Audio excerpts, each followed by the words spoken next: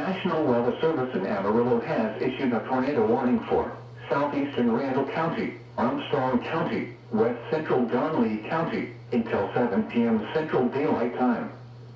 At 6:10 p.m. Central Daylight Time, a tornado was located 6 miles south of Wayside, or 18 miles northeast of Tulia, moving northeast at 40 miles per hour. Hazard, tornado and baseball-size hail. Source, storm chasers are reporting a tornado on the ground. Impact, flying debris will be dangerous to those caught without shelter. Mobile homes will be damaged or destroyed. Damage to roofs, windows, and vehicles will occur.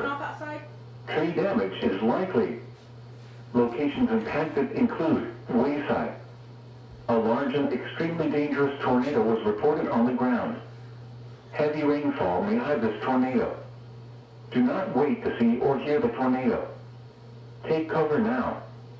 Repeating, a tornado warning has been issued until 7 p.m. Central Daylight Time for the following counties in Texas: Armstrong, Donley, and Randall. Did you open the door off? Yeah. I don't think it's heading for us.